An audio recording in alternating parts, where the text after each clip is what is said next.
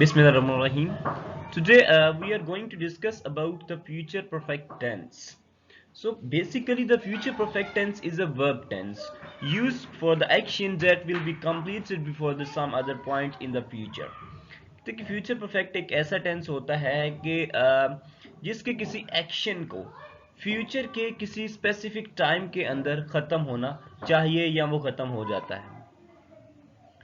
अब इसकी शनाख्त जो है वो दो तरह से होती है उर्दू के अंदर, एक तो ने के साथ होती है और एक ने के बगैर होती है। हम देखते हैं कि ने के बगैर और ने के साथ कैसे होती है। फॉर एग्जाम्पल, वो अपना काम ख़त्म कर चुका होगा, ठीक है, उसने नज़म याद कर ली होगी या वो नज़म याद कर चुका होगा, ठीक है। अब ये था ने के बगैर। इसी को अगर हम ने के साथ बोलते हैं तो हम कहते हैं कि उसने अपना काम ख़त्म कर लिया होगा या मैंने नज़म ज़ुबानी याद जो है वो कर ली होगी। अब ये थी ने के बगैर और ने के साथ। अब सवाल ये है कि इसका स्ट्रक्चर कैसे बनाना है। सबसे पहले हमने सब्जेक्ट लगाना है, फिर विल या शैल में से एक वर्ड लगेगा according to the seven personal pronoun, ठीक है, कि पर्सनल प्रोनाउन आपसे क्या डिमांड करता है, उसके अकॉर्डिंग उसकी नेचर को देखते हुए आपने विल या शैल का इस्तेमाल करना है। देन आपने थर्ड फॉर्म ऑफ वर्ब लगानी है, फिर हमने ऑब्जेक्ट लगाना है। लेकिन इसके अंदर किसी स्पेसिफिक टाइम का जिक्र किया जाएगा, ठीक है। अगर ऐसा नहीं होगा तो ये फ्यूचर परफेक्ट टेंस से नहीं होगा बल्कि फ्यूचर टेंस से होगा। अब हम देखते हैं कि when to use the future perfect tense, कि फ्यूचर परफेक्ट टेंस को हमें कहां कहां इस्तेमाल करना चाहिए। पहले तो याद रखें कि some time you can also use the future perfect tense, कि कुछ ऐसे भी वक्त होते हैं जहां हम फ्यूचर परफेक्ट टेंस इस्तेमाल करते हैं, ठीक है।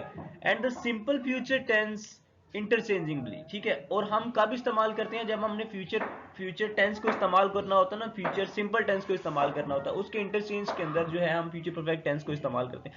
लेकिन यहाँ पे कोई बड़ा फर्क नहीं है, ठीक है। दोनों सेंटेंसेस के अंदर ही है, दोनों टेंसेस के अंदर कोई बड़ा फर्क नहीं है, बल्कि इनके मीनिंग जो है वो मे बी सेम हो, ठीक है। देखिए इन दो sentences there is no real differences in the meaning because the word before makes the sequence of the event clear, क्योंकि जो हम वर्ड बिफोर का वर्ड इस्तेमाल करते हैं ना सेंटेंस के अंदर, वो क्या करते हैं कि इवेंट्स को सीक्वेंस के अंदर लगाते हैं। फॉर एग्जाम्पल, यहाँ मैंने दो एग्जाम्पल्स दी हैं, दोनों के वर्ड जो है मीनिंग जो है वो बिल्कुल ही सेम है। कोई there is no wonderful difference between these two sentences and their meanings. यहाँ इनके मीनिंग्स और सेंटेंसेस के अंदर कोई बड़ा फर्क नहीं है, ठीक है। क्यों?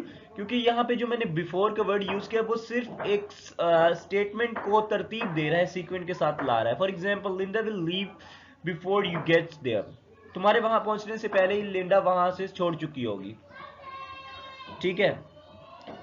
अब दूसरा क्या है कि लिंजा विल हैव लेफ्ट, लिंडा वहां से छोड़ चुकी होगी, ठीक है, बिफोर यू गेट देयर। अब पहला फिक्रा जो था वो सिंपल फ्यूचर टेंस का था, दूसरा मैंने लगाया है विल हैव लेफ्ट, ठीक है, before you get there, future perfect continuous tense का, ठीक है। पहला था सिंपल फ्यूचर टेंस का, दूसरा फ्यूचर परफेक्ट टेंस का। तो इन दोनों के दरमियान फर्क नहीं है, ठीक है। लेकिन फर्क ये क्या है, सिर्फ यहाँ फ्यूचर का बिफोर का वर्ड जो है यहाँ पे वो सिर्फ एक सीक्वेंस के तौर पर जो है वो लगाने के लिए हमने इस्तेमाल किया है, ठीक है। लेकिन दूसरा फर्क यहाँ से माइनस जो फर्क वो हमें दिखाई दे रहा होगा वो ये होगा कि पहले फिक्रे के अंदर मैंने यूज किया है लिंडा विल लीव, लिंडा छोड़ चुकी होगी, ठीक है। दूसरा मैंने Linda will have left, Linda वहां से छोड़ चुकी होगी बिफोर यू गेट देयर, तुम्हारे वहां पहुंचने से पहले। पहले में Linda will have, Linda will leave, Linda छोड़ देगी, ठीक है, बिफोर पहले यू गेट देयर, तुम्हारे पहुंचने से पहले लिंडा छोड़ देगी। दूसरा फिक्रा क्या था, Linda will have left, Linda छोड़ चुकी होगी, ऑलरेडी मतलब छोड़ चुकी होगी, बिफोर यू गेट देयर, तुम्हारे वहां पहुंचने से पहले। So this was actually the you can say that के differences behind these two sentences. Next है कि but without prepositions such as before, कहता है कि prepositions के बगैर, जैसे कि before होता है by the time, that make the sequence of the event clear, ठीक है। by the time क्या करता है कि before हम दो प्रेपोजिशन लगाते हैं, या तो हम बिफोर लगाते हैं या हम बाय द टाइम लगाते हैं। ये क्या करते हैं, सीक्वेंस देते हैं इवेंट्स को, ठीक है, और क्लियर करते हैं ऑडियंस के लिए। You need to use the future perfect, कहता है कि हमें इसको इस्तेमाल करने की बजाय अगर हम फ्यूचर परफेक्ट टेंस को इस्तेमाल कर लें टू शो कि व्हाट हैपेंड फर्स्ट, जो पहले दिखाए कि पहले हो क्या चुका है। For example, at 8 o'clock Linda will leave, 8 बजे लिंडा जो है वो चली जाएगी या छोड़ देगी। दिस मीन्स डैट के Linda will wait until 8 o'clock to leave, कहता है कि इसका मतलब यह है कि लिंडा कभी भी नहीं छोड़ सकती 8 o'clock से पहले, वो 8 o'clock का वेट कर रही है कि कब 8 o'clock हो फिर मैं छोड़ू इसको।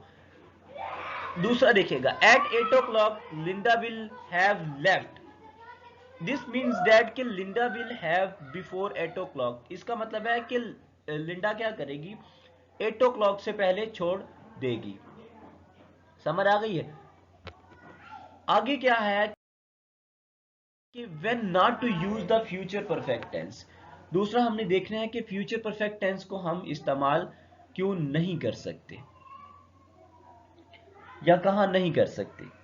The future perfect tense is only for the action, future perfect tense क्या होता है, सिर्फ वो एक्शन होता है that will be complete before a specific point in the future, जो कि फ्यूचर के स्पेसिफिक पॉइंट के अंदर खत्म हो जाना चाहिए। इन अदर वर्ड्स, दूसरे अल्फाज के अंदर कहता है कि the action you are taking about, कि जो तुम एक्शन ले रहे हो अबाउट किसी चीज के मतलब मस्ट हैव डेडलाइन, कि उसकी जरूर कोई डेडलाइन होनी चाहिए। If you don't mention a deadline, अगर तुम किसी डेडलाइन को वहां नहीं लगा रहे, use the simple future tense, simple future tense को इस्तेमाल कर रहे हो instead of the future tense. कहता है कि पहली बात यह कि फ्यूचर परफेक्ट टेंस की एक रिस्ट्रिक्शन ये है, उसमें पाबंदी ये लगाई जाती है कि तुमने वहां पे एक स्पेसिफिक टाइम मेंशन करना है। अगर तुम स्पेसिफिक टाइम मेंशन नहीं कर रहे तो आप ये किसी गुमान में नहीं मत रहिएगा कि आप फ्यूचर परफेक्ट टेंस को इस्तेमाल कर रहे हैं। Instead of future perfect tense you are using here the future simple future tense, ठीक है।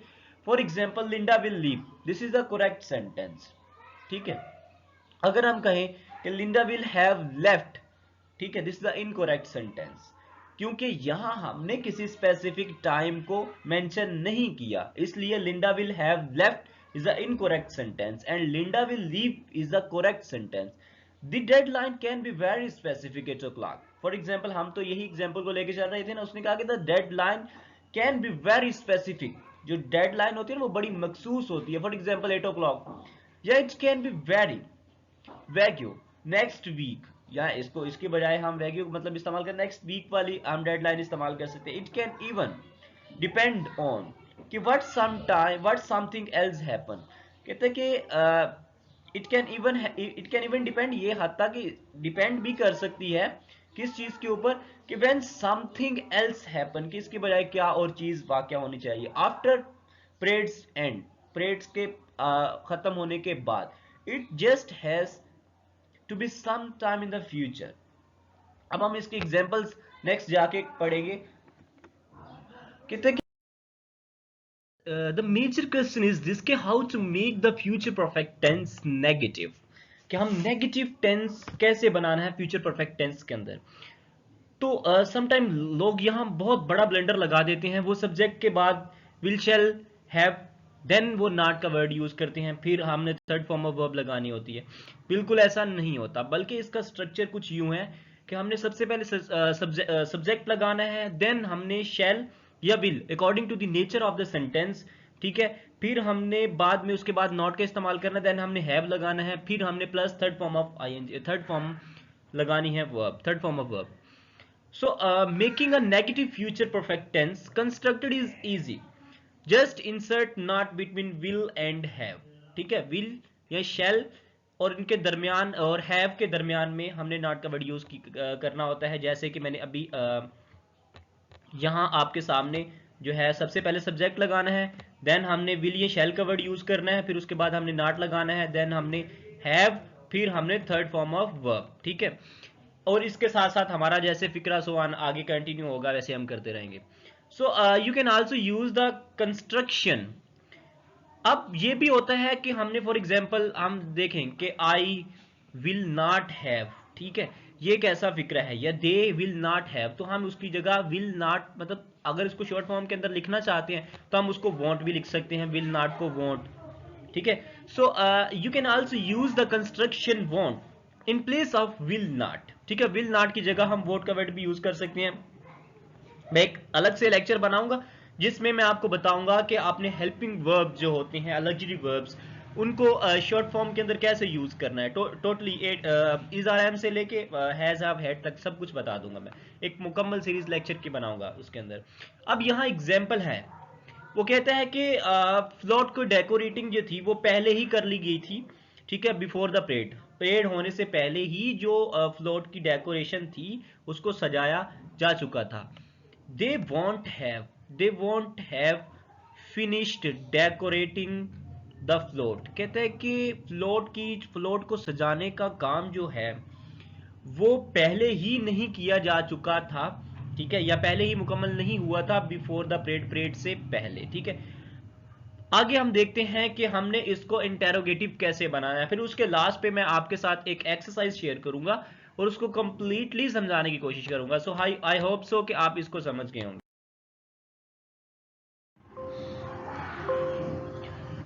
अब जब हमने इसको नेगेटिव बनाना है, देन नेगेटिव बनाने के लिए हमने क्या करना है कि विल और शेल के बाद हमने नॉट लगाना है, देन हमने हैव का इस्तेमाल करना है। फॉर एग्जाम्पल, ये चाबी मेरे ताले को नहीं लगी, या ये चाबी मेरे ताले को नहीं लगी होगी। इट्स मीन कि अगर हम इसकी अंग्रेजी बनाए तो दिस की will not have fitted on my lock, ठीक है। नेक्स्ट है कि हमने इसको क्वेश्चनरी सेंटेंसेस के अंदर कैसे इस्तेमाल करना है, इंटेरोगेटिव कैसे बनाना है। This formula for asking a question in the future perfect tense is will plus subject plus have plus past participle. मतलब कि सबसे पहले हमने विल और विल या शैल का इस्तेमाल करना है, देन हमने सब्जेक्ट लगाना है, फिर हम हैव का इस्तेमाल करेंगे और एट द लास्ट हम पास्ट पार्टिसिपल का मतलब third form of verb use करेंगे। You will have eaten lunch already when we arrive, ये एक एग्जांपल है। कहते हैं कि विल यू हैव ईटन, क्या तुम खत्म कर चुके होगे लंच को ऑलरेडी, पहले से ही, व्हेन वी अराइव, जब हम पहुंचे थे, कहता है हमारे पहुंचने से पहले ही क्या तुम लंच को खत्म कर चुके थे। Will they have finished decorating the float, कहता है कि वो फ्लोट को डेकोरेट कर चुके होंगे बिफोर द परेड होने से पहले ही। अब यहाँ मैंने कुछ एग्जाम्पल्स जो है ना वो शो की हैं, तो इसको भी केयरफुली देख लीजिएगा। लेट गेट स्टार्ट, इसको देखते हैं कि वो क्या कहता है। अच्छा, एक मैंने आपको कहा था कि ने के बगैर और ने के साथ हम जो है वो इस्तेमाल करेंगे इसको। जो पहला फिक्रा है ना, फॉर एग्जाम्पल, वो अपना काम खत्म कर चुका होगा, he will have done his work, वो अपना काम खत्म कर चुका होगा। देखिएगा यहाँ हमने सबसे पहले सब्जेक्ट का